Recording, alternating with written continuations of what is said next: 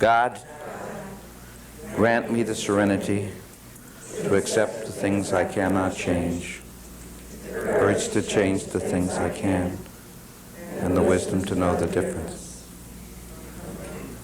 I'd like to continue this morning with the fear-faith issue. And what I'd like to talk about this morning is what I believe the two greatest fears that dominate our lives. The fear of our own death and the fear of becoming responsible. And I want to talk about each one of them. But you know, it's amazing, as I've watched the phenomenon as a priest, how we deal with death. But if you remember back to the Victorians, remember in the Victorian age when they tried to cover up the reality of sex, people wore these big dresses and all that sort of thing, so if you hid it, it didn't exist. Well, you know what's happened in our culture? We've done the same thing to death. We've tried to hide it. Even the fact that when people die and we fix them up for the final rites, we dress them up often in their coffin, that many people look better in the coffin than they did in life. We don't want anybody to think that they really died. And one of the great benefits that I think of the astronaut tragedy that happened almost a year ago was that young people across the nation faced the reality of death in a real existential and very poignant way. And it's something that all of us have to face. Each of us has a death sentence on our head. All of us are going to die. And it's my belief, and personally, that until we face the fact that we're going to die, we're not going to live. And I'm going to explain to you why. I'd like to share with you a meditation that I do periodically in my own spiritual journey. I placed myself on my deathbed. I placed myself kind of in the presence of God and kind of just lie there. And I asked myself, okay, suppose I were going to die today, and this is my deathbed. What would be my regrets? What would be the things that I wished I would have done? And that's exactly what God is calling me to do. Because you see what we usually do? The things that we should do, we put off till tomorrow, or next week, or next year. And for each of us, someday there's not going to be a next day. And just think what a wonderful thing it would be if on your deathbed you could really be able to say that you have no regrets. That I've lived my life as best I could. I've completed my mission. I've done my best. I want to share that with you, how that's affected my life. See, I did this about 3 years ago. I placed myself on my deathbed, and I laid there and I said, my God, I, as an adult, have never told my mother I loved her. And my mother has never told me as an adult. Just think for a moment that if either she were to die or I were to die and we would have never said those words to each other, what the other person would have had to carry around the rest of their lives. And it's so obvious. You know, the reason why I understand, I've come to discover in my work with recovering alcoholics that the spouse of the alcoholic becomes crazier than the alcoholic. You know, my dad was a bar drinker. And he'd be out in the Irish pubs in San Francisco singing till 2 or 3 in the morning. He'd be having a wonderful time. No pain at all. And my mom would be at home, and I remember being the oldest, I used to sit with her, and she'd go through one cigarette after another. And she'd go through all these emotions of anger and rage, fear of abandonment, what's going to happen, night after night after night, while my dad was out there drinking away, having a wonderful time. Well, over the years, in burying all these emotions, she drained the emotion out of her life. You know, I can often, and it's amazing in my counseling, that a woman will come to me very often and she'll talk about her family problems, her marriage problems, and I'll look at her and I'll say, does your husband have a drinking problem? And she'll say, how do you know? Well, you know, I can see it in the face. If you look at people's faces, you can often notice people that have no emotion in their face. And you know why that happens? Because the way they've been living, they've drained emotion. They buried their emotion. And so our family, like so many alcoholic families, we're really close, but we're not very affectionate. We're close because we've been through so much together, but we don't know how to express our emotions. And so as a result, as I said, I've never told my mother I love her, and she's never told me that she loves me. And I promised myself that the next time I talked to her, that I would tell her those words. And I'll never forget it. I was in Phoenix and she was in San Francisco, and we got on the telephone and it got to the end of the conversation. And you know, it was one of the hardest sentences that I've ever uttered. I felt deep inside of me the fear of saying it and what would her reactions be. And I said, "Mom, I love you." And all I could hear at the other end of the line were tears and sobs and, "Tommy, I love you so much." You know something? It's opened up, that sentence has opened up a gate of love that has just flowed between the two of us. See, I'm the oldest in the family, and I think mothers have a special affection to their oldest. And it's opened her up in all the relationships with all the other members of the family. That simple sentence and what that meant. But you see, if I didn't face the fact of death, I would have kept putting it off and putting it off. I'll do it, because there was so much fear behind it. I was so afraid of it that I would have put it off, and I could have put it off until the day she died. Do you follow what I'm saying with that? Is until we face the fact that we're going to die, we don't do the things that we should do. And you know what made that so poignant in my life? Is about 4 months later, I had a funeral. It was a Thursday morning, and a man had come to bury his father. And we had the funeral, and then we went to the cemetery, and I left the family, and I went back about my work. And about 4 o'clock in the afternoon, this young man comes in that had buried his father, and he was a mess. He was sobbing. He was just so fully emotional, much worse than when I left him. And he said, "Father, I've got to talk to you." And I said, "Bill, what's the matter? What's happened? What's happened since I saw you?" And he said to me, he said, "Today I've spent many hours with my dad's close friends, with his co-workers. And they've told me how much my dad thought of me, how much he loved me, and how proud he was of me. But he never told me. I never heard him tell me." And I thought to myself, the pain that that young man has to carry around, that his father was never able to tell him how much he meant to him. And I ask you this: if you were to die today, would all the people in your life that mean so much to you, would they know it?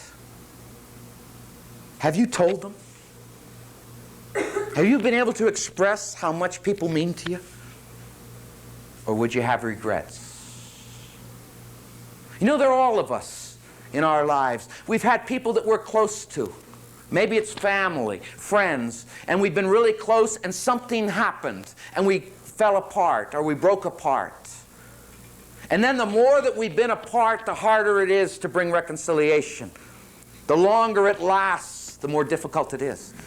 But we tell ourselves, someday we're going to make peace. Just ask yourself today, if you were to die, would there be some regrets? And whatever the regrets would be, that's what God is calling you to do in your life. It's so simple, but you can really get to the truth when you face death. You can really get to the truth of where God is calling you in your life. It's so simple. I don't know if you remember one of the great American plays, Our Town by Thornton Wilder. Do you remember it from your high school days? I used to teach it to high school kids. And you know, there's something about literature. I used to be so frustrated teaching juniors in high school. Literature. I would have much rather have taught all this to them now, because I don't think you can ever understand literature till you fall in love. But they used to say about this play, "Oh, it's boring. Why do we have to study it?" And it's one of the most profound plays in the American literature. But it's about two families, and they live next door to each other. And the boy falls in love with the girl. And they get married. And they have a small family. But the mother dies early and leaves her husband with two small children. And as the play ends, the mother's up in heaven with God, and she's asking God, she wants to go back and visit her family and just watch them because it's her daughter's birthday. And she wants to be there and to see them and how they interact, and she wants to be there with her husband and her children and her family. And God tells her, you don't know what you're asking for. And she pleads and she pleads, and finally God relents, and He lets her go back. And in a matter of a few moments, she pleads with God. She says, God, I can't handle it. Take me back. They look at each other and they don't see each other. They talk to each other and they don't listen. They take each other for granted. You know, we do that in our lives. We take each other for granted. Just like it's a reflection of our own relationship with ourselves. We take our own lives for granted, and we take the lives of others for granted. And we really won't appreciate it until we lose it. You know, there's a great story of Jesus that is one of the personal ones that I really like. It's a story of the 10 lepers. He cures 10, and only one comes back to say thank you. And you know how that story speaks to me? Jesus asked, where are the other 9? He needs to be appreciated. Jesus needed to be appreciated. And you know, my whole life, I've needed to be appreciated. But I thought there was something wrong with me, that we shouldn't need to be appreciated. But every one of us needs to be appreciated. But you know what we do? We take each other for granted. It's that old thing, we know each other too well. When we look at each other, we see each other's warts. We don't see each other's preciousness. And I can remember it as a kid when I grew up, you know. I could do the lawn, I could get A's, I could wash the car, I could do the dishes, and it was taken for granted. But let me talk back to my mom, or let me come home late, and boy did I hear about it, and hear about it, and hear about it. I was a vice principal in a high school. You know, and the school could run smoothly for 6 months. Anybody say anything? Anybody say thank you? No. They all took it for granted. But let me make one mistake. Let me make one miserror, and boy did I hear about it from everybody. And I was the same way. You know, my great-grandfather was a French chef. He was a chef at the St. Francis Hotel in San Francisco. So he taught my mom how to cook. My mom was a great cook. Her leftovers are better than most people's first attempt. But you know, the only time she heard from us is when the meal was late. You know, we take each other for granted. And that's something, you know, that I really would like you to get in touch with in your lives, in your new discovery that's happening, your new honesty. Because the thing what I want to stress in this talk is recovery is a lifetime journey. It's a lot more than working through our weaknesses and getting rid of our shame and getting rid of our angers. But it's really the spiritual journey is the excitement that life is living. It's not being the huddled masses just surviving and going out and earning your bread and paying your bills and getting through the day. But the spiritual journey and what the 12 steps offer you is a whole new way of living, a whole new perspective to life. That's how crucial spirituality is. And how new and open this program is that you're embracing. But here is just the beginning, and that's what I'm saying, opening up to a new perspective. You know, it's the amazing phenomenon that any of us in this room, if we want to look hard enough, we can see something good in every one of us. If we look hard enough, we can find something precious in each one of us. Or if we look hard, we can find something wrong in each one of us. Now the question is, when we look, what do we see? And you know, this is why this program here is so important in your lives. That most of you, just like myself, we spend our whole lives beating up ourselves, looking and seeing the negative. And what you're discovering here is the honesty of facing your issues. Being real honest so you can discover your preciousness, to give you whole new eyes to see yourself and the people around you. But you know what happens? Whether you see the good and the precious in others or you see the negative and you're critical, depends upon what you first see in yourself. All our relationships are a reflection of our relationship with ourselves. If when I look in the mirror I see my preciousness, when I look at you, I'll see your preciousness. But if I look in the mirror and I see my warts, when I look at you, I will see your warts. And this is why this whole process of inner discovery is going to be so important in all your relationships. And that's so crucial. And you know why I think it's so important in our world? Is one of the most painful things in my life is the negativity in the world around me. You know the only thing that travels faster than the speed of light? Gossip. You know, one of the meanest compliments, the worst ways we compliment ourselves is by tearing down others, we build ourselves up. But it's unbelievable. It's been my experience, and I know it's true in the 12-step program of AA. It's true in parishes. Whenever you have groupings, how much people enjoy talking about the weaknesses of others and hearing about it. Somehow, when I hear that, it makes me feel better. And it's unbelievable how common it is in our society. Negativity.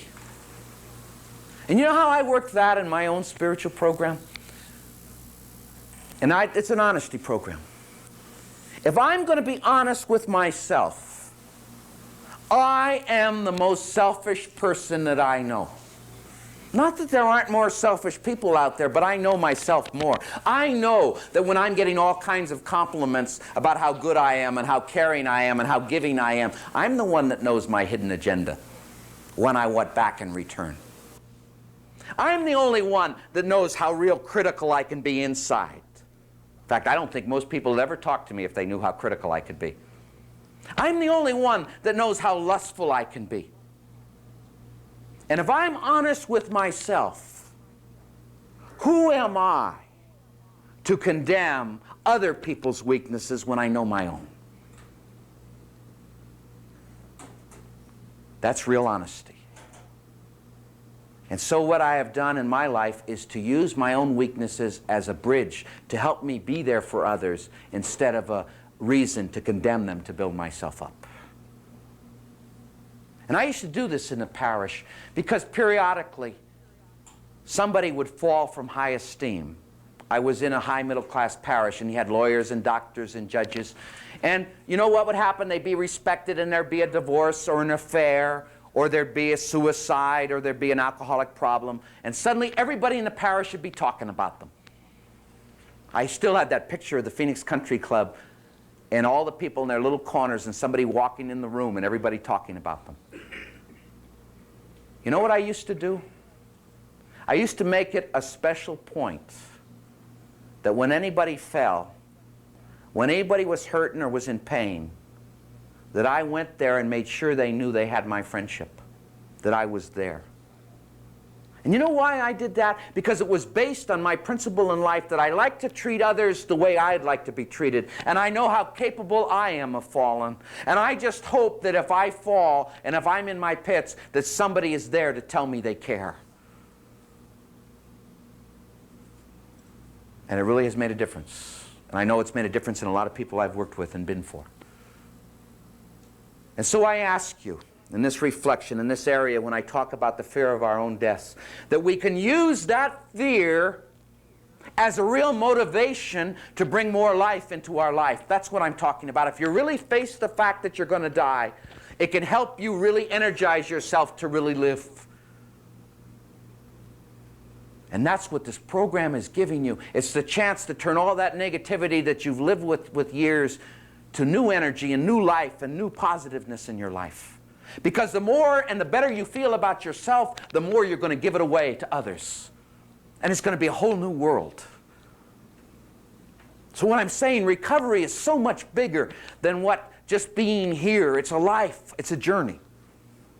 And you're just beginning it here with the honesty that you're facing in your lives. What a gift. What a gift that's been given to you. I want to talk about the next fear. The fear of becoming responsible. And this is crucial.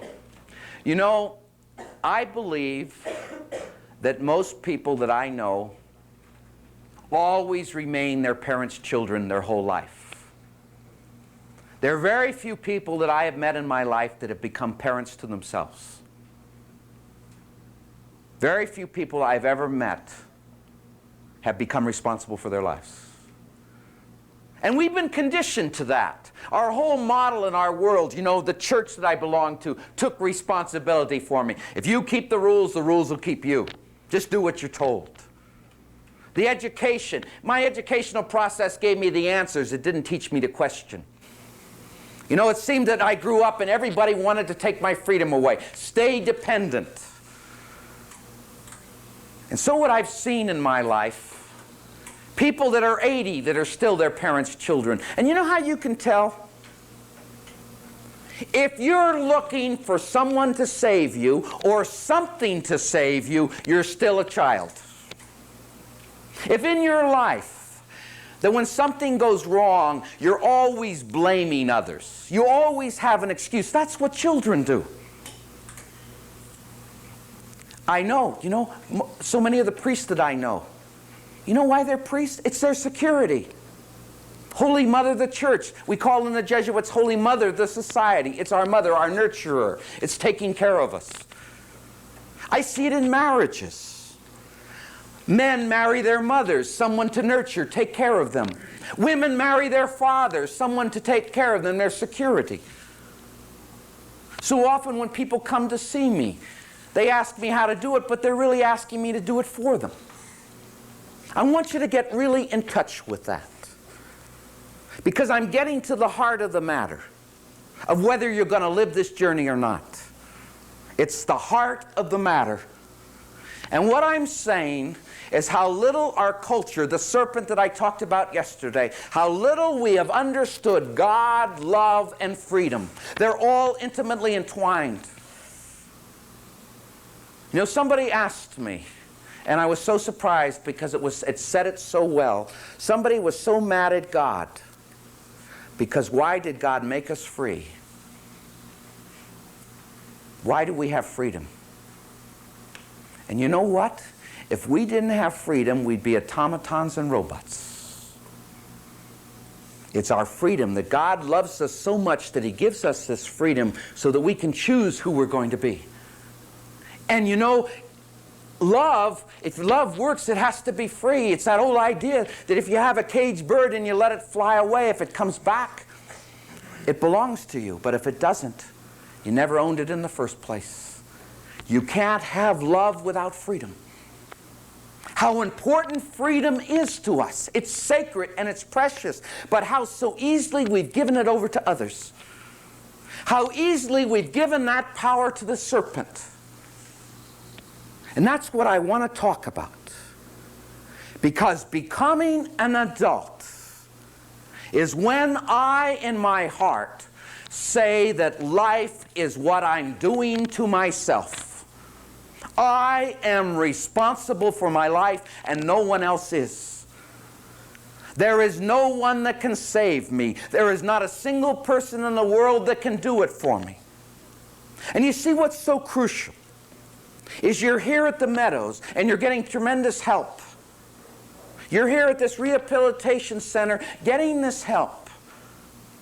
But it can become a father figure or a parent figure. And then when you leave here, you look for something else to be dependent on and never discover that that is within you. The whole crucial issue of whether you'll discover what this program has to offer you or not is how responsible will you be for your life. That's how crucial it is. Are you going to accept your freedom? Or are you going to look for somebody to do it for you? Are you going to use all this newfound honesty and openness and willingness and put it into your life to build a new life? Are you going to be responsible for that? I want to share with you some of the experiences that I've had in my life that have really helped me get in touch with my own freedom. I've known a lot of women who have lived in emotionally or physically abusive situations year after year.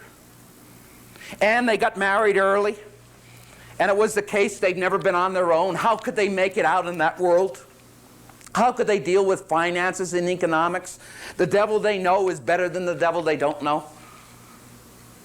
And they live in this misery year after year after year.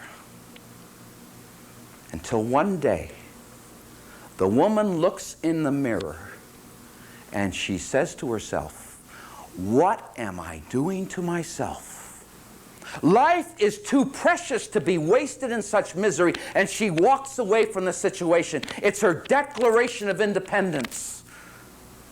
And you see, I think that each of us, at some time and another in our lives, if we're ever going to discover our freedom, we're going to have to declare our own declaration of independence. And oftentimes it's going to be the expense of the anger of parent figures in our life. We're going to have to upset the people that have tried to control us and declare that I am too precious to live my life this way. We're going to have to assert our own preciousness. And I've seen often women who have been pushed to the brink, but at that moment they have discovered their own freedom. I've seen it with drinking alcoholics. You know the amazing phenomenon, the disease of denial? I don't know if I shared it with you yet or not. I think I mentioned the other day that just 2 weeks before I got sober about that experience with that guy that had come. Did I mention that? And here I was 2 weeks before I got sober, toasting him with my scotch, the fact that he had found recovery, and not even thinking that I had a problem. Most alcoholics, when they get to the point of recovery, everybody in the world knows they're an alcoholic except themselves, and nobody dares mention it.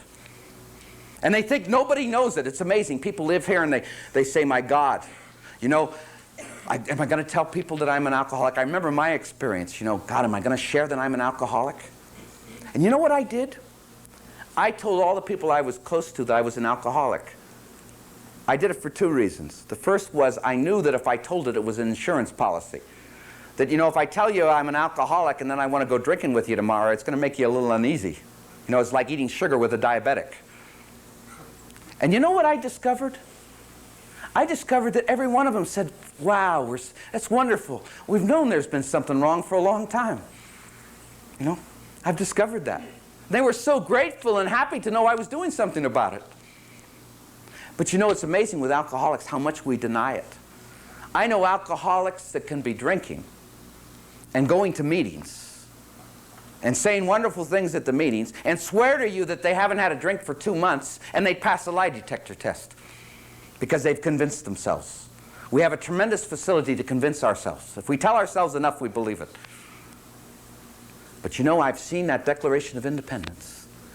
When a man or a woman who's destroying themselves by a drug, whether it's liquid or it's in whatever form it is, and one day they look in the mirror and they say, "What am I doing to my life? I'm letting this alcohol, this drug, destroy my life and everyone that's precious to me.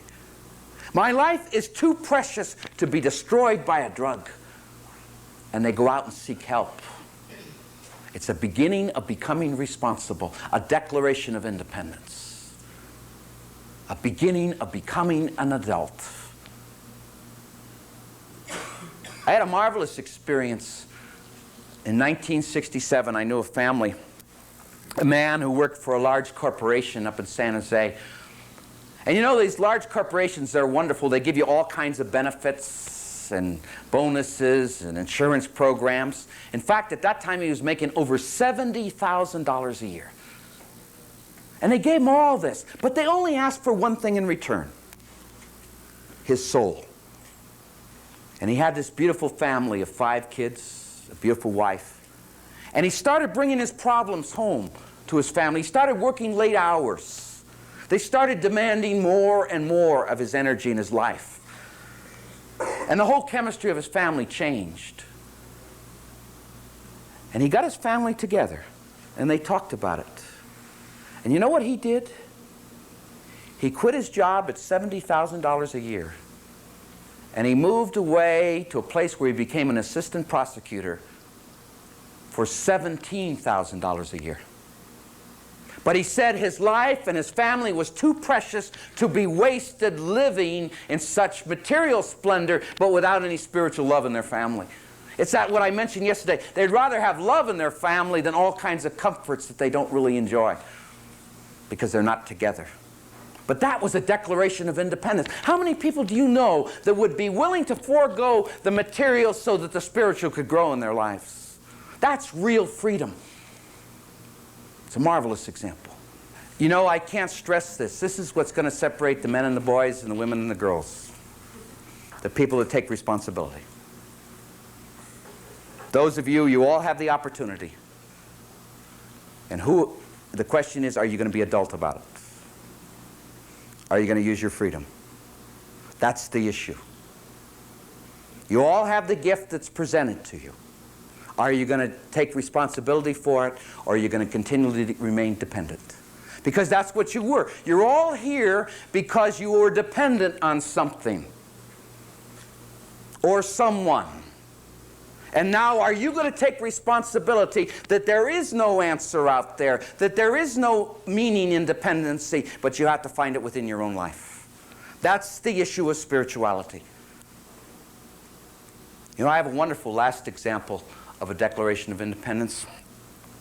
I don't know if you know surgeons. I know there was a lawyer when I mentioned lawyers here. I don't know if there's any surgeons here. But the surgeons, are there any surgeons? But surgeons are sui generis, we say in Latin, of their own kind. They're different types of people, the ones I've met anyway in my life. You know why?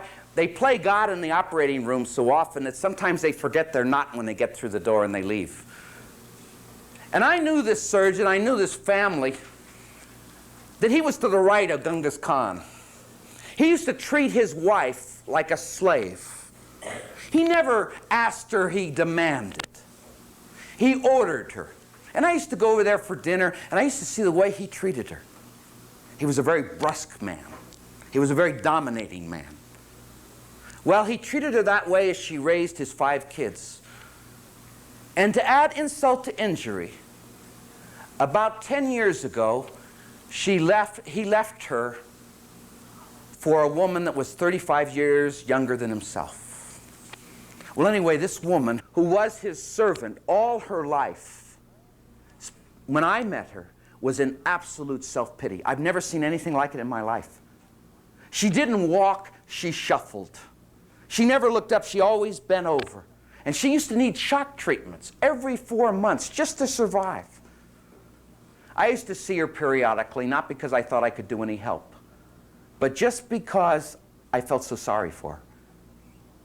Well, I saw her not too long ago when I was at St. Francis in Phoenix, and I've never seen anything like it. She came and she was filled with life. Her eyes were sparkling. She had this warm smile. She was walking with her shoulders straight. You know what had happened? At 72 years of age, she decided that her life was too precious to be wasted in self-pity. And you know what she did? At 72 years of age, she declared a Declaration of Independence. She became responsible for her life. She's kind of a granny for about 12 different families, younger families. She's taking care of little kids. You know how much younger couples look for somebody to take care of their kids? And she shares with all these little kids all of her love and her care, and she's found a whole new life. At 72 years of age, she took responsibility for her life. What a marvelous example. And you know, when I saw that, as I reflected and walked back to my car, I said, if she can, anybody can. We just got to believe we have that freedom. And that's what I want to instill in you, is a sense that your life is what you're doing to yourself. You've got to take care of that responsibility. You have the 12 steps as your tool. But if you really take responsibility, just read the promises in the big book, and that can happen to you if you take responsibility for it. I want to go into now probably my most crucial matter in this whole weekend. It's basically how I got rid of codependency. You know, I struggled with alcohol. I struggled with food. I struggled with everything in the world. But the hardest struggle in my life was people. Alcohol was easy compared to people addiction. And that was many years of sobriety. And what I want to share with you how I overcame it. By becoming responsible. And that was the answer. How I came to discover that there's nobody out there that's going to save me. I can't find my meaning in another person. And I want to share with you how I've worked this out. So bear with me as I take you on this little journey of understanding. The greatest challenge generally for a man, if he's going to become whole in his life, if he's going to become a whole person, is to develop his invisible partner, the feminine side of him. The greatest challenge for a man is to learn to listen to his heart, to develop his sensitivity, his affection as he grows. And why that's such a challenge is in our culture, we prepare our men to be all men. John Wayne, Clint Eastwood, macho. And a man, if he doesn't come to discover, you know what usually happens to a man if he doesn't develop that part of him as he gets older? He becomes more and more moody, and he withdraws from life. You can always tell when you've been burying your feelings, because the sign of buried feelings is moodiness. That's how it comes out. That's what happens when we bury our feelings. A mood takes over our lives. And you know something? I don't know about you, but some of my most lonely days have been spent either in a car or a room with a moody person. It's absolute misery. I'm not talking to a person, I'm talking to a wall. That's how important that challenge is. And that's a challenge for a man. And what I'm going to talk about is how does a man become responsible for developing his emotional life. The greatest challenge for a woman, generally speaking, if she is to become whole in her journey, is to develop her invisible partner, her assertiveness as a woman. To develop her own personal life, her own creativity, and not be dependent on the man. You know what happens to a woman, generally speaking, if this doesn't happen in her life as she gets older? She becomes very talkative. She says all the things that she's heard, but it's chatter. It's not talk because it's not connected to a person inside, because there isn't a person inside. And so in typical American marriage, you're a moody man married to the talkative woman. A sign of people who have not grown whole in their journey. You know, there's a tremendous conflict that goes on between man and woman. We call it the battle of the sexes. Men have a very hard time with women, and women have a very hard time with men. You know why? You know what's the core of that battle? It's because men are trying to find their meaning in women, and women are trying to find their meaning in men, and we're fighting back. Let me explain that. It's the reason for the battle of the sexes. See, men have a very hard time with women. I used to belong to La Mancha in Phoenix, and if I heard it once, I've heard it 100 times in the locker room. Women, you can't live with them, and you can't live without them. Or I heard a good one not too long ago. A man came up to me and he said, "You know why women live longer than men?" And I said, "No. They don't have wives."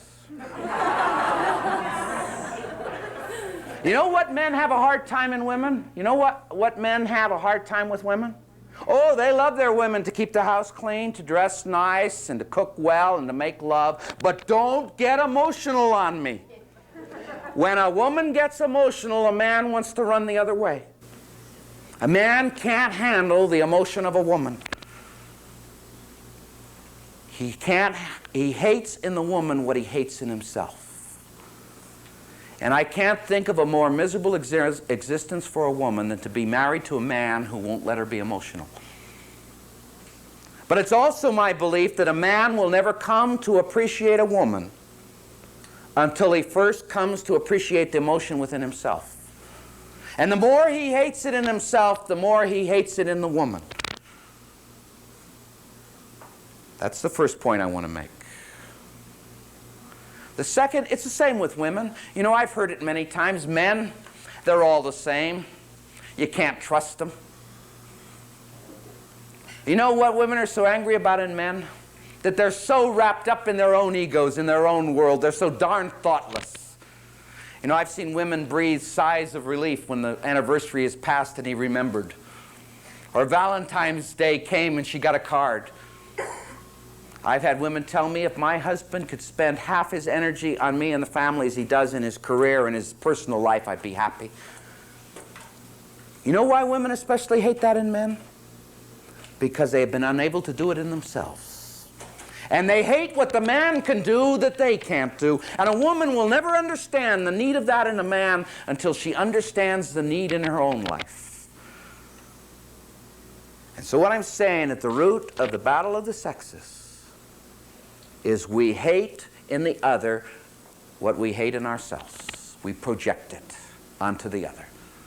You see, this is the way of breaking codependency. You're going to get all kinds of information up here about codependency. You're going to discover the term maybe for the first time, and you're going to see how it's run your life. But now it's up to you. What are you going to do with that information? You can go out of here and be just as codependent as you were when you came in, except you have a lot more lingo. You got a lot of language to talk about. You know, what are you going to do with this information? That's what I'm getting at the key. That's the key of freedom.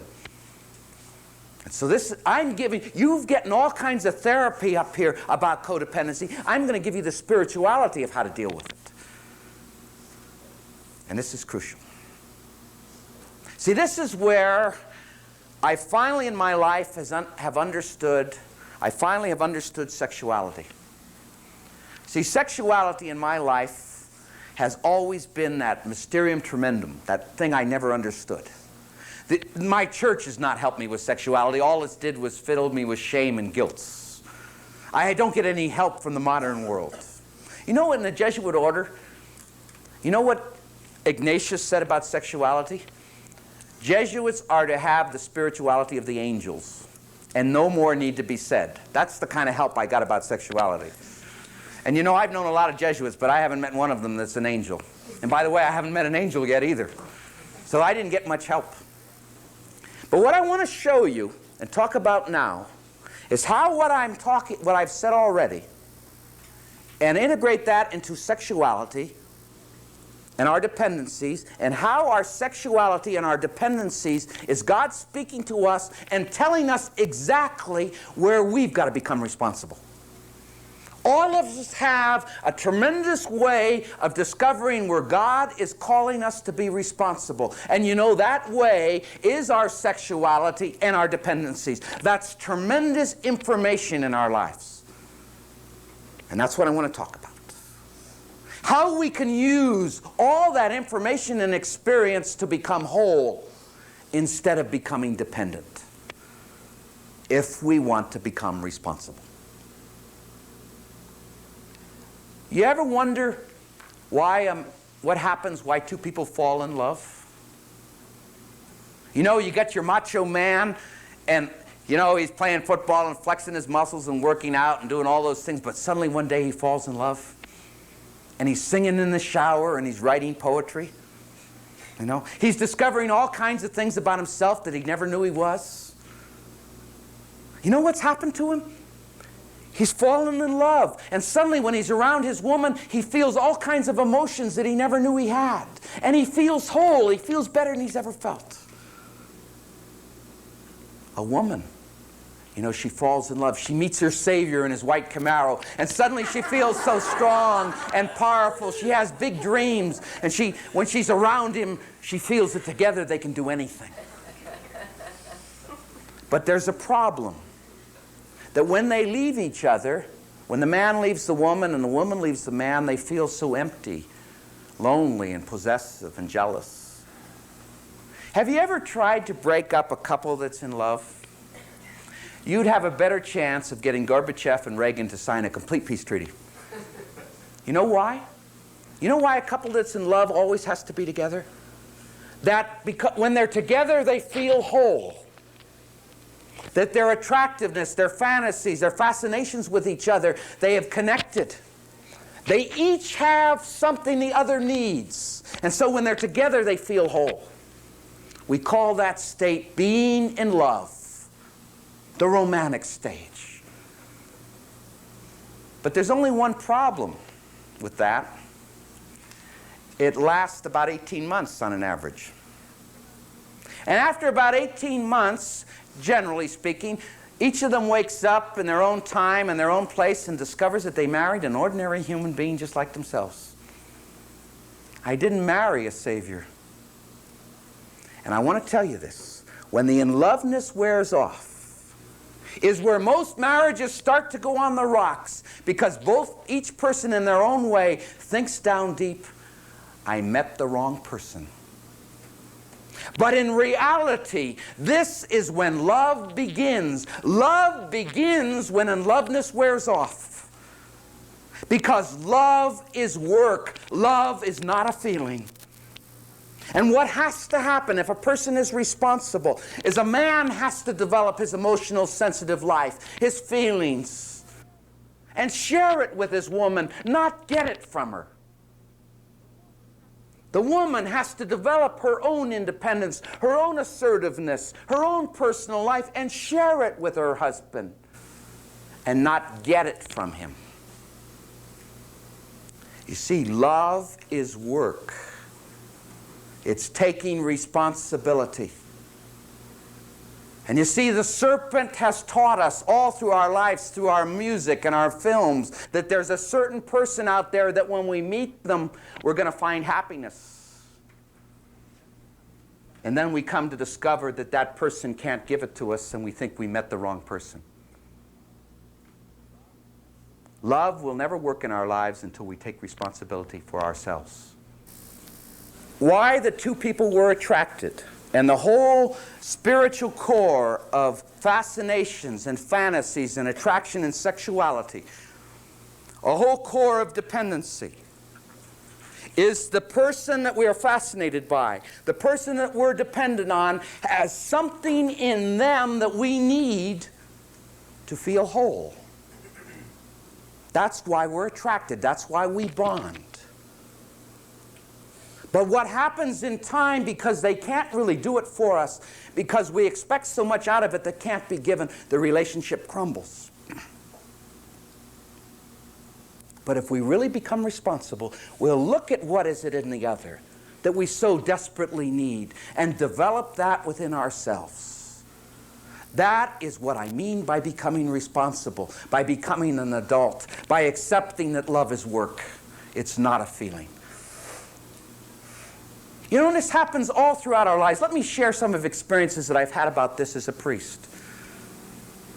You know, you haven't women notice this often. Have you ever walked down the street and you notice a 60-year-old guy walking arm in arm with this 23-year-old blonde, and they're walking down the street, and you wonder if it's going to happen in your marriage? You know why men, when they get a certain age, really become attracted by the young? It's a call from the soul within to become young again, to revitalize your life. But if the old dodger thinks, or the old guy thinks that this young gal is going to do it for him, he'll probably die 10 years earlier. She can't do it for him. But that attraction, that fascination, that fantasy is a call from the soul that he's got to become young again in his life, that he's got to revitalize his life. I see it in terms of young men that get married. You know what happens? It's happened to me many a time. A guy, maybe he's married 4 or 5 years, and he comes in and he says, "Father, I've got to talk to you. I love my wife. I love my children. But boy, all these young ladies, they're so attractive. How can I love my wife and be so fascinated by all these young ladies out there? How can that be when I love my family?" Well, you know why that happens? Because the young guy, he was a free spirit. He gets married. He has children. They discover credit cards. He becomes a prisoner of responsibilities. Life is one responsibility after another. And his soul yearns to be free again, to enjoy life, to play. And it comes out in this attraction and fascination with young ladies that his soul tells him that if he gets involved, he'll have that spirit again. But what happens if he listens to the serpent and thinks the young lady out there will do it for him? He's going to get his life into a mess. But it's really God calling him and telling him that he's got to revitalize his life. He's got to put more, there's more to life than work and responsibilities. He's got to enjoy the gift. He's got to enjoy the journey. Do you follow what I'm saying? If we really pay attention to that, we can break our codependency if we want to become responsible for our own lives. See, the greatest definition of love that I know is in Peck's book, The Road Less Traveled. Love is the expansion of oneself for one's own spiritual growth and the spiritual growth of the other. When I become an adult, it means that my spiritual growth is the most important reality in my life. Because if I don't have it, I haven't got anything to give away. And so in any love relationship that I have, the most important question I have to ask myself, am I growing spiritually in this relationship? Not, is the other person. That's the crucial issue. And that old notion that mothers and priests or people like myself have suffered for so long, that the more you sacrifice yourself, the more you love. That's a bunch of baloney. I wish I could use a stronger term here. Because if you aren't growing, you can't give it away. And so the most important question you ask yourself in your marriage, in your family, in your relationships, am I growing spiritually in this relationship? And you know what's so interesting and important? Whether we can tell in ourselves whether we're loving others or using others. When in my relationship to others, when I make decisions about them, do I challenge them to grow spiritually, or do I nourish them to become dependent on me? Then you can tell whether you're really loving somebody or using them. Am I challenging them to grow spiritually, or am I nourishing them to become dependent on me? And you can tell whether you really believe or whether you really love them, or whether you're using them for your own needs. It's so simple, but that's what we talk about hard love. Sometimes we have to make hard decisions in love, because sometimes we have to do difficult things so that people can grow up instead of us being responsible for them. And all we do when we make them dependent is we allow them to remain in the illusion that really somebody can save them.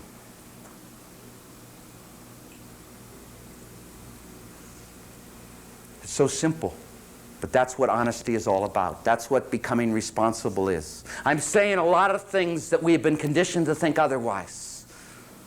And if you're ever going to break codependency, you've got to really take responsibility for your life, because you can live till you're 80 years old and have all the lingo and read every book on codependency and been to every treatment center in the United States, but if you haven't taken responsibility in your own lives, you're going to be as codependent when you die, or more so than you are today. All you're doing is getting information. Now what are you going to do with it? That's how important freedom is. I want to take it now to another level. I have a few more thoughts in this talk. Why don't we'll take a little break, because I think there are two very important points, and you've listened to me enough this morning, and we'll add it because of the tape. We can do it, and I'll start with that in the next talk.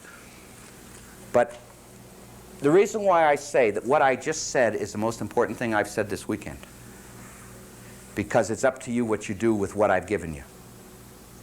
You know, hearing it and listening to it is one thing, but doing something about it is your responsibility. That's the willingness. Okay? Let's stand and say the Lord's Prayer.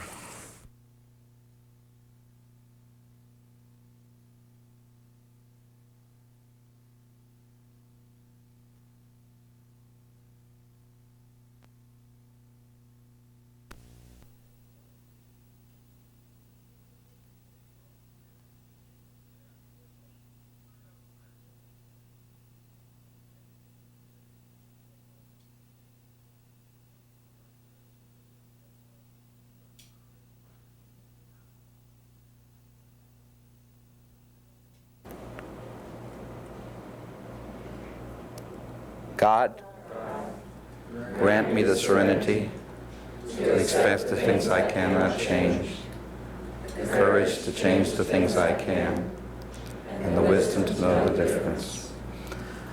I'd like to begin by re-emphasizing the definition of Peck's, or the definition of love that appeared in Scott Peck's book, The Road Less Traveled. I also really recommend his book, The People of the Lie.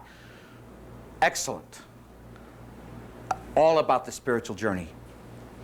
But you know, when he says that love is the expansion of oneself for one's own spiritual growth and the spiritual growth of the other, it's really the embodiment of the serenity prayer. Because the serenity prayer is asking God to help us know what we can do. And you see, I can't change you, and you can't change me. The only person I can change is myself, and that's the wisdom. That's what the serenity prayer is.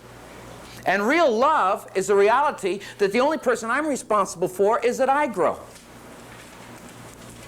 As I've been trying to say, we live in a culture that makes us codependent. And so what that means is the other person is always more important because we're dependent on them.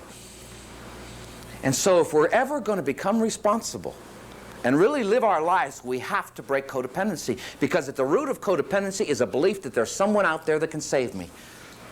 And it's just a matter of time until I meet that person.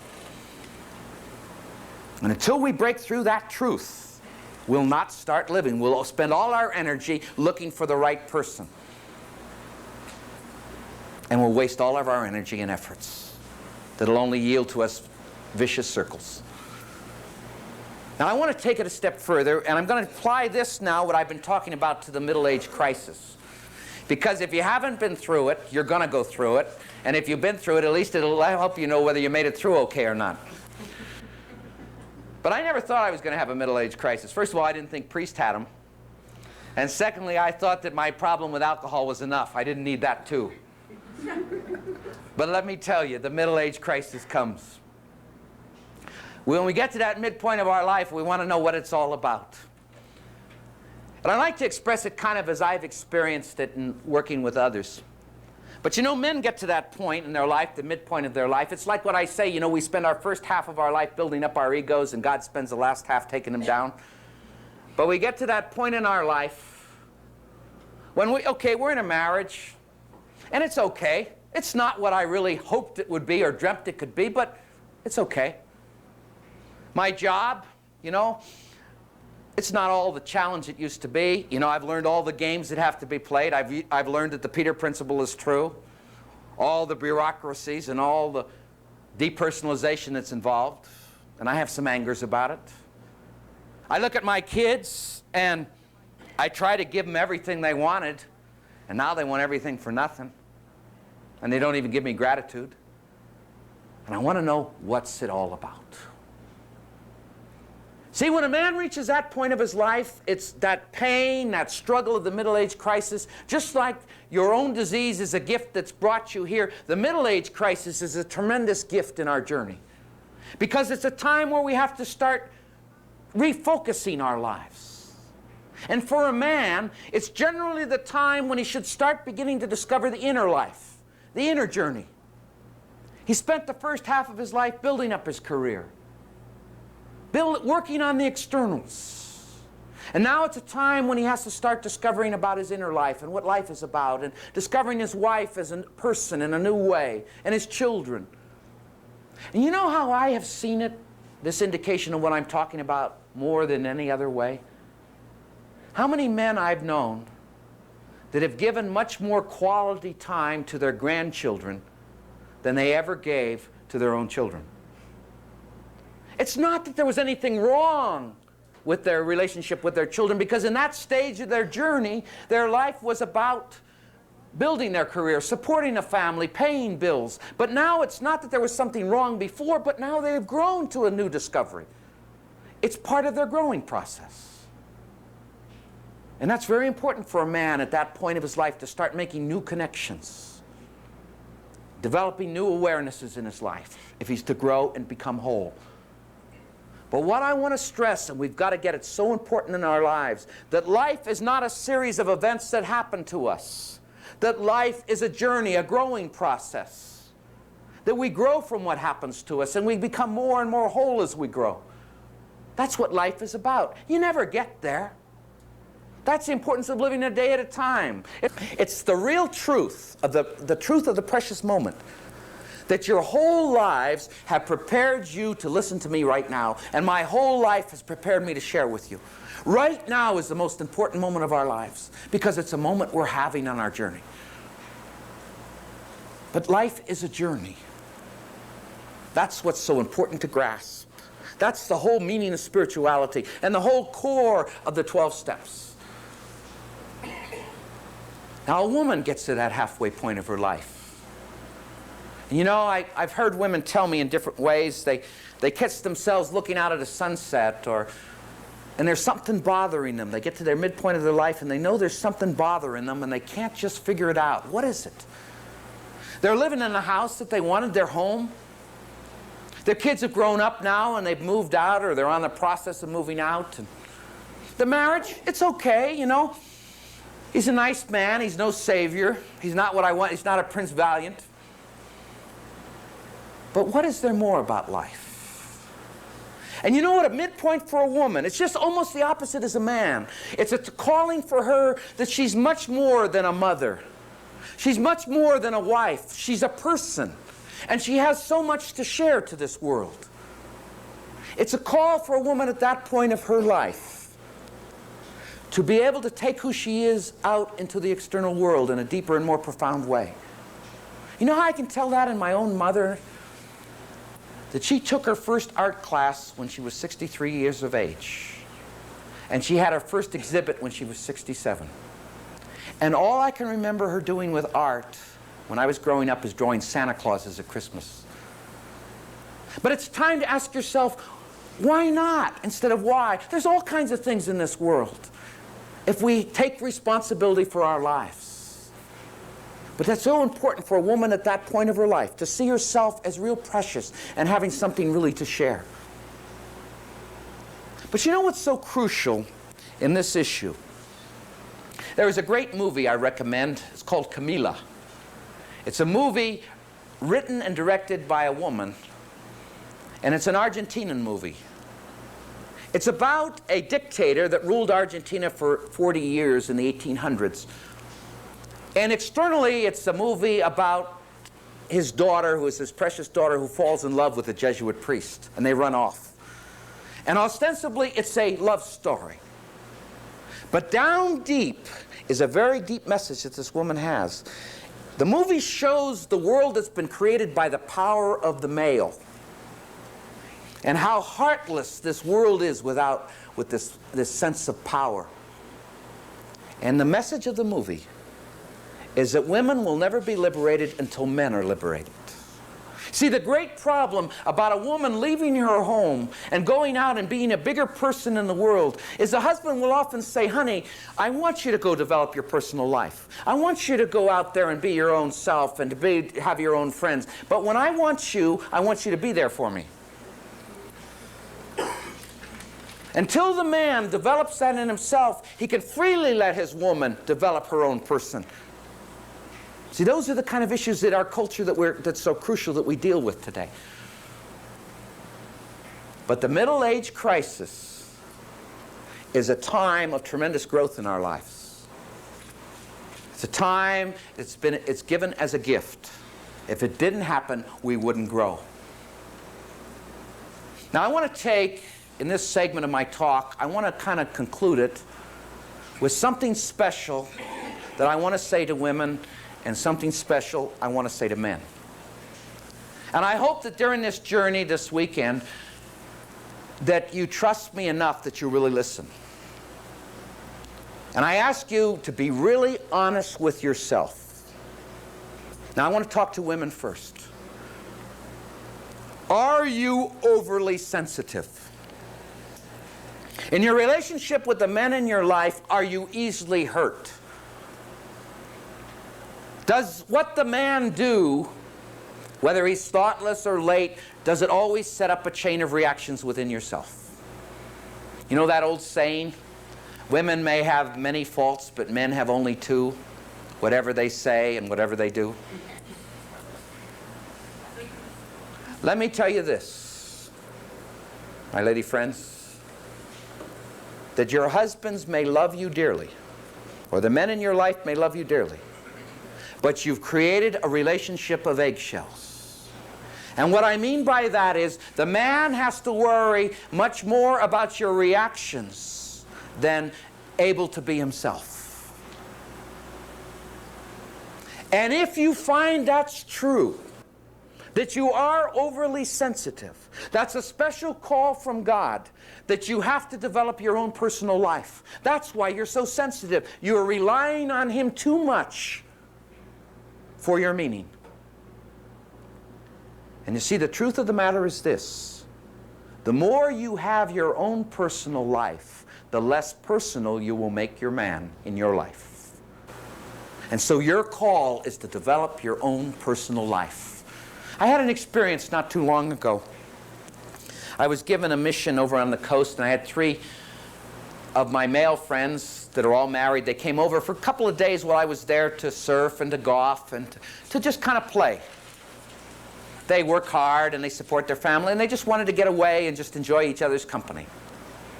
But on the evening before they had to depart back home, they all started getting moody. And they didn't know what their reaction was going to be when they got home. And one of them said it, and I think it said it so well. It would be wonderful if our wives knew how important it was in their lives, that for them to go off with their friends for a few days to play and to laugh and to relax, then when they would appreciate it in our lives. So what I'm stressing in an honesty program and being responsible, if you find yourself overly sensitive, you will remain that way unless you develop your own personal life. And you'll never be able to create a relationship with a man in which you'll feel safe. Now I'm asking you and I'm challenging you in your own responsibility and your own honesty. Now I want to say something to men. And I ask you to be really honest with me. At least to yourself. How thoughtful are you to the woman in your life? How thoughtful are you in the small things? See, men don't usually understand how important the small things are to women. The small thoughtfulness. See, it's much more important to my mother when Mother's Day comes, the amount of time and energy that I spend looking for the card that says just the right words. That's much more important than the amount of money I spend on a gift. I know so many recovering alcoholics, you know, we tend to be so generous and we can be compulsive givers, but it's so much our own way that we can be so thoughtful to our wives. We'll buy them new cars and new houses and new mink coats, but we'll never lift a finger to help her around the house. Thoughtfulness in small things. It's so crucial. I've had a lot of men come to me as a priest to bury their wives. And I've seen their coffins surrounded with flowers. And I've often wondered, how often did that man send flowers while she was alive? You know what I'll do when on my journey and I travel around in my car, I'll stop and I'll see a florist and I'll go in and I'll just send some flowers to my mom for the only reason that I love her. Just to let her know I love her. I used to think that women love to do dishes. I'd go home and my mom would cook a wonderful meal and my dad and I'd sit and have dessert and watch the news and chat while my mom did the dishes. That was woman's work. You know what I do today? I go home and I do the dishes and my mom can sit there and she can have dessert and watch the news and chat with my father, and you know she really appreciates it. It makes such a difference. Thoughtfulness in small things. If I were married today and I really wanted to make my marriage work and I was a male, you know what I do for my wife every day? I do something thoughtful. Something I didn't have to do. just to let her know I love her. One little thing a day. You know why I know how important that is? When somebody does something for me that they don't have to do, it just turns me on inside. It makes me feel so precious. I know a man, you know how difficult it can be when the bills come due? I know some women that have to leave town for a day or two when the credit bills come in. I know a man that when he looks over the bills and checks them over in the evening, he always puts a little note to his wife at the bottom because she's going to check it in the morning. Words will never express how much I love you. And you see, my model for how we deal with this codependency problem that's so much in our culture between male and female, that for each to have their own program of responsibility. The woman, her responsibility is to develop her personal life. The man can't do it for her. The man can't make her dependent on him for that. That's an illusion. But she needs to go out and do it, but she needs the support of her husband. She needs to know he's with her. And how does he let her know that he's with her? He does it by the little thoughtfulness, the little thoughts that he's there with her to give her that strength. That's my model. You know what I'd recommend in your relationships, how important it is? I'd ask you to put a big jar in your front room. And every time the woman takes the man personally, she puts $1 in. And every time the man forgets to be thoughtful, he puts $1 in. And you know, in about 6 months, you can travel around the world. But it'll make you aware of your responsibility and of your program. You know, you've got to take responsibility.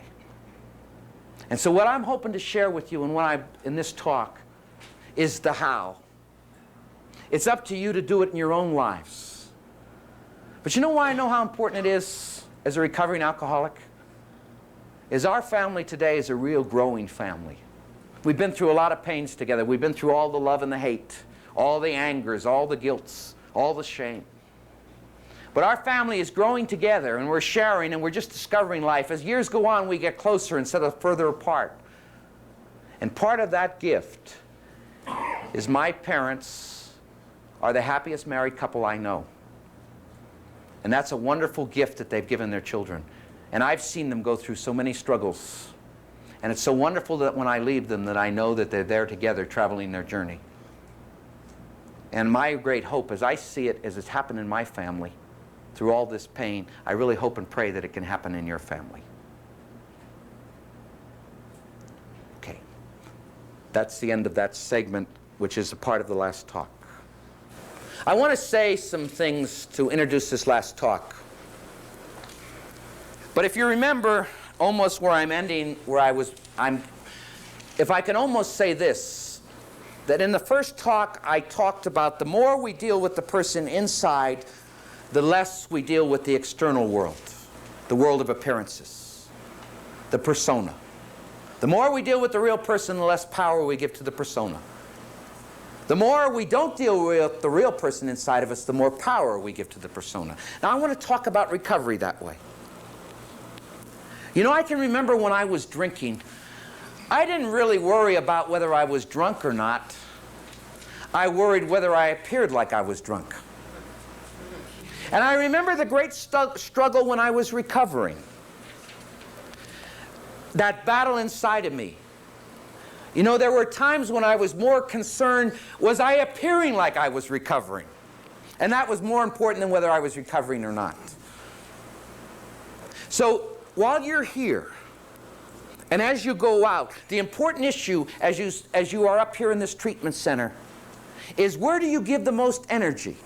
To the world of appearances, to what others think, your therapist, your group? Are you more concerned that you're appearing like you're recovering, or are you more concerned that you're really recovering inside? That's so crucial. That whether you really have entered into the process. And you know why I know that's so important? I had to move this year from Santa Barbara to San Diego. I lived at a Jesuit novitiate. That's the training place for Jesuits when they first begin. And the place was driving me crazy. You know why? Everybody was going around trying to be perfect. They were all caught up that everybody sees that they're the perfect Jesuit. And it was so unreal. That's the next point I want to make. I had a wonderful insight. About a month ago, I was giving a retreat up in Sonoma. And the retreat was working really well that weekend. The group of people that mixed and the sharing. In fact, they had a meeting in the evening that lasted 2.5 hours, and people said it was like it was 10 minutes. And then people towards the end, they started to get moody, kind of melancholic. And they started saying, now we got to go back to the real world. And some of you, if the treatment has worked real well, when you start to get ready, you start to get anxious, now I've got to go back to the real world. I want to tell you this. This is the real world. When you're dealing with honesty, and you're dealing with pain, and you're dealing with love, and you're dealing with friendship, this is real here, my friends. What you're going back to is unreal. And that's why it's so important that you have your program, and you know who you are, and you know your song well before you start singing. Because you have a mission to bring what's in your heart to a world that's broken and very fragile. It's very important to understand that insight. It's real here. It's not real out there. That's why we're here. Do you follow what I'm saying? Yes. Now I want to talk about the key, and I hope this will help you understand. Have you ever noticed this second step? Came to believe that a power greater than ourselves could restore us to sanity? It's the one step I never understood. Oh, I understand the sanity part of it. And it's the one you hear least mentioned.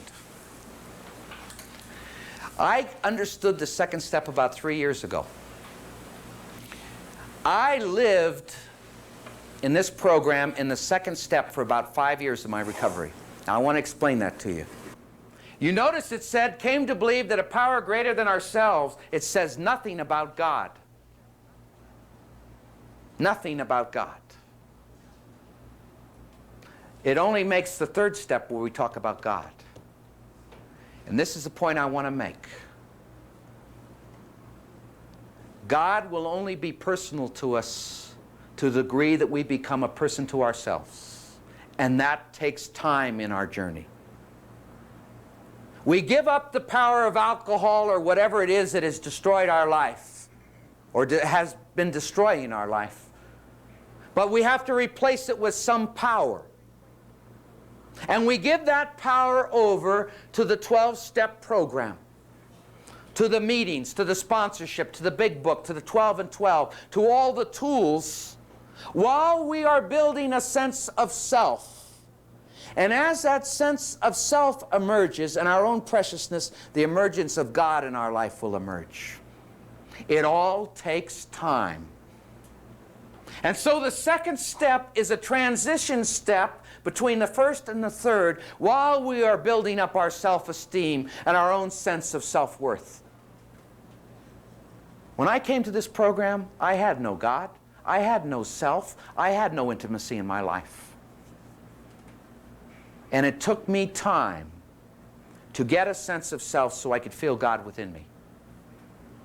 And what I'd like to share with you as I've reflected upon it, what my program was in the second step, that was my transition to finding a personal God inside of me. That's what I'd like to share with you now. And I was a fortunate one in this program, that when I came here, I hit a moral skid row. I would have done anything to get well. There's no way I wanted to keep living the way I was living. And so I was really open to that power. And I want to share with you how my program worked. And maybe it will help you as you go back into the unreal world to work your program.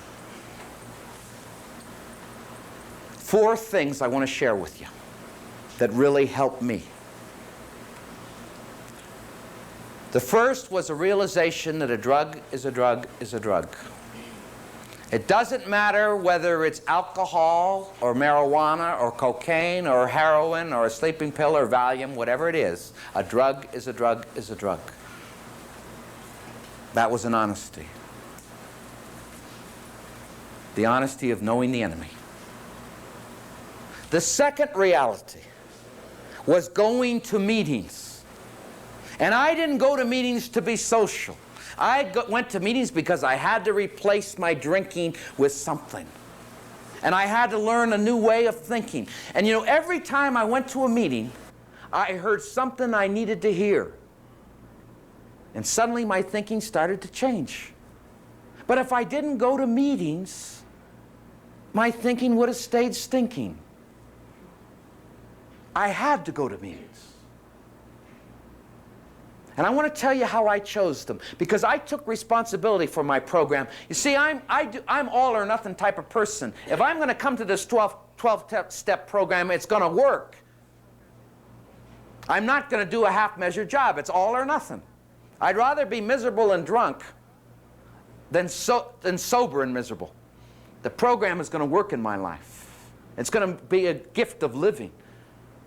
And I really took responsibility. And I went around. I want to share with you what I discovered about meetings. You know, I hear people say to me, well, you know, I go to meetings and they're not good meetings, or they're always complaining. Well, I tried a lot of different meetings out until I found the meetings I was comfortable with. I never went to speakers' meetings because I didn't go to meetings to be entertained. I went to participation meetings and step meetings. I needed to hear the steps over and over again to make them inside, to hear more and more, something different each time. I needed to go to participation meetings where people qualified and then different people shared, because I needed to hear it from a lot of different perspectives. You know, my sponsor did something very interesting to me, because I'm a talker. You could tell this weekend. You know what he told me for the first 6 months? He says, when they call on you, tell them you're just here to listen. He says, you know how to talk, you got to learn how to listen. And he was very sharp. You know why? Because, you know, I would have sat there and tried to say the most profound thing that was said at the meeting, and I wouldn't have heard a thing that they said. And he says, I'll tell you when you're ready to start sharing. But it's different for some people. Some people it's just the opposite, because they don't know how. They need to get it out. But that's the third thing I did, is I got myself a sponsor. That's key. You know, one of the things that I've learned about my life is I can be the most dishonest about myself than I am about anybody else. I can know everything that's wrong with you and not know it in myself. You know what I've discovered in my living? If I hear myself saying something to others of what they should do, that's probably what I need to do. That I find very often that I work in others the things I should be doing in myself. That's why so many people that go in the helping profession, they try to work through their own problems by working through others. It was very important that I got myself a sponsor, because I'm not a good judge in my own case. And what a sponsor is a person that I respect, not a friend. And you know how I picked a sponsor? See, I took responsibility. I didn't go to somebody and say, get me a sponsor, or I went and I listened till somebody had a good program, and I heard somebody with a real good program, and I wanted that program. And I asked that person to be my sponsor. I wanted to have what he had. And that was crucial. You know, if you have an anger problem, you're not going to go to somebody who hasn't worked through their own anger. You're going to look for somebody who's really worked through anger in their life. And then you're going to ask them, how did you do it? That's why it's so, you know, it's not all that good to go to a priest with a sex problem. You got to go, if you have a sex problem, you go to somebody who's worked through it in their life. And that's crucial. And that's what a sponsor is. Somebody to help you, to guide you. Because we're not good judges in our own case. Some of you in this room have been in the program a long time. You know, one of my resentments in the 12-step program are the Mr. AAs or the Mrs. AAs. The people that have been around for years. And they sit there on their thrones as they pop other people's egos. They get to, you know, when we graduate in this program, we don't need the program anymore? When we don't need a sponsor. Then we think we have it all together. We're ready to sponsor the world. And I've seen a lot of it. Because they forget that alcoholism is an ism, it's not a wasm. We never graduate. An old-timer is a newcomer who's been around a long time. And we'll need a sponsor to the day we die. We need somebody that we give permission that we can be honest with and they can be honest with us. However you find it, it's a crucial part of recovery. The third thing is a sponsor. So the drug is a drug is a drug. Go to meetings, get a sponsor. And the fourth thing is do what you're told. You didn't get here because you're an expert. That second part, our lives are unmanageable. I know how much you believe that by how willing you will be to do what you're told. You know, I worked with young people in Phoenix for many years in their recovery program. And you know what a criterion for anybody I worked with? I wanted a year of celibacy. Don't get involved in an emotional relationship. Are you willing? You know what the core of the truth of the matter is? You can never love another person until you first love yourself. Till you build your own inner program, you can never find love in your life. And we're such compulsive and addictive people that when we fall in love or get emotionally involved, the other person becomes our higher power. And then when it doesn't work, because we have no tools for a good relationship, when it doesn't work, we get drunk. And we say, it's our weapon against the person. You made me get drunk. Are you willing to pay the price? Are you willing to take responsibility? I told you in a talk previous that I buried over 40 young people that had sat and talked to me and wanted help, that had hit a bottom, but they wanted to do it their way. And if I want to take one issue that I've discovered that prevents people from growing spiritually, it's the refusal to let go of our addictiveness in relationships. You can't have your cake and eat it too. How willing are you to pay the price? How willing are you to pay the price to live the life of recovery? And one thing to be very careful of, I'll give you another resentment, that an awful lot of recovering alcoholics change their addiction from alcohol or drugs to sex.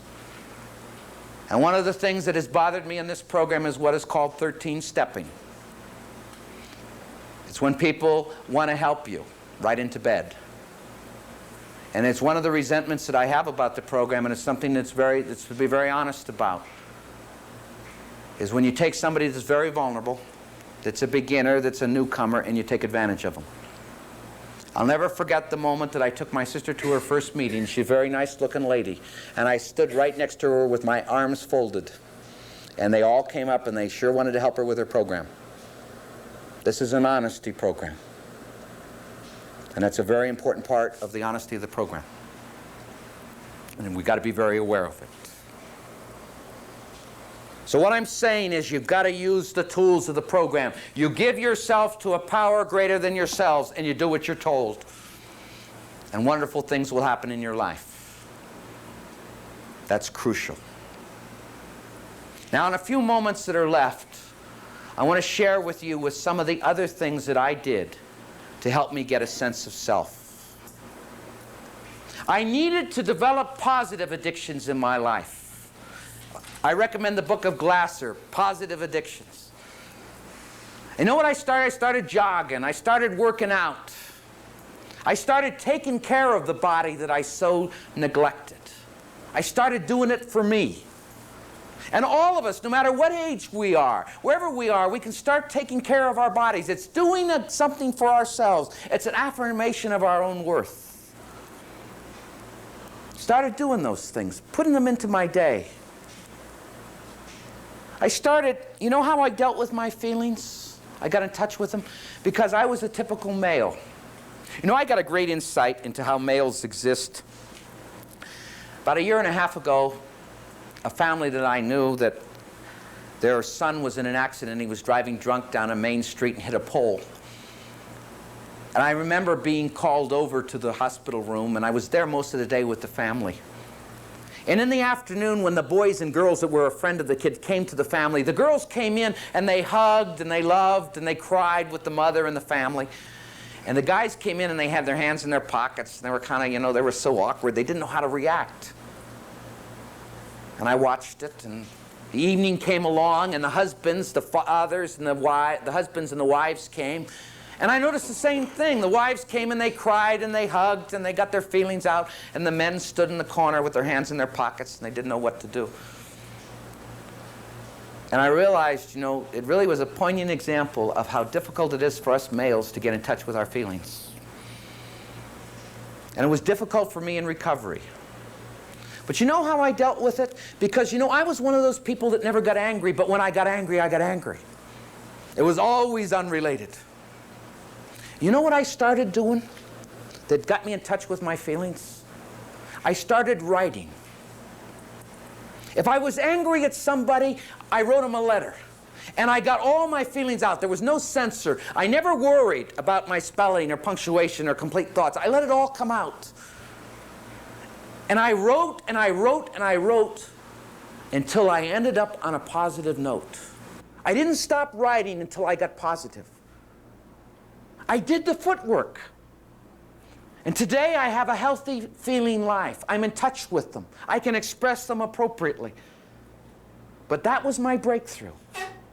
Whether it was anger, or whether it was guilt, whether it was fears, whether it was loneliness, whether it was love, whenever I felt deeply, I wrote. And it made it easier if I wrote to a person.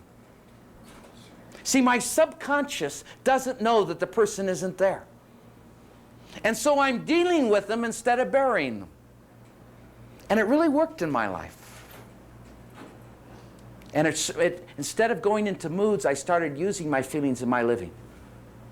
But I did the footwork. That's what I'm saying to you. I took responsibility. I wanted this program. I wanted to live, and I wanted to enjoy this gift. And I did the footwork. And that's, you know, that's the importance of meetings. How did I discover all these things? I hear them from others. And it makes sense, and then I went and did them. I started putting fun in my life. See, I have had to learn to have fun. I've never had fun in my life. I did a lot of fun things when I was a kid, but I never had any fun doing them. Because I always put so much responsibility on myself to please others, to be number one, that I never enjoyed it. And I had discovered in my life that there were so many things that I had never done because I couldn't do them perfectly. And today, I've really discovered what fun is. You know what? I learned how to ski at 42. See, what my life was a history of trying something once and not being perfect at it, never trying it again. And I'll never forget, I was people-pleased into skiing. You know, people took me up to Telluride. I don't know if you've ever been there. And the first day, I had a flu. I couldn't get out of bed until they left the house, and then I got out of bed. And the second day, they shamed me into getting out to the slopes. And I'll never forget wearing those boots and those ski clothes. I felt like I was on Mars. And when I got to the ski slopes, I thought everybody was looking at me. My knees were quivering. I was so much afraid of being a failure. And I thought everybody, you know, like everybody has, this is the self-centeredness, like everybody on the slope is going to take the time to look at me. You know? Well, you know what happened? God is wonderful. I got a ski instructor, and she looked just like Bo Derek. And you know, I'd fall, and she'd pick me up, and I'd fall again, and she picked. I loved it. I had a wonderful time. Today, I love skiing. I'm not a good skier, but I enjoy it because it's fun. And you know, the second year, typical alcoholic form, it's amazing. You know how dishonest we can be? I took skiing lessons for 4 times, and I always told the instructor this was my first time. You know, so he wouldn't be able to tell me that I wasn't doing well. And he'd always tell me, "My, you're doing well for the first time." But my second year, I got a ski instructor. He was from Australia. And it was what I was working on in my program. I'll never forget, he said to me, "Now when you ski, you got to surrender. You got to just flow." And I watched the people that were skiing, that were doing it well. They were just flowing with the skis. And the people that weren't were there trying to control. And they were falling all over. And even in my skiing, it was a lesson of life. I've done things like learning how to bowl. I was a bowling coach that never bowled because I was afraid of failure. And you know, I'm on the road a lot, and bowling's fun. I'll never forget the first 5 times I bowled, I had gutter balls. And that old thought came into my mind. It's going to be failure again. But I got 115 in my 3rd game. And it's fun today. I'm trying new things. I have fun in my life. You know, friends are people you can laugh with and play with. And I really think it's important for me to discover that child inside of me. The child that never has had a chance to live. And fun is a very high priority in my life. And I was the kind of person that if I read Newsweek magazine, I felt guilty because there was always so much work to be done. You know what I've discovered? That this is a gift to be enjoyed. And I got to fill that life with enjoying.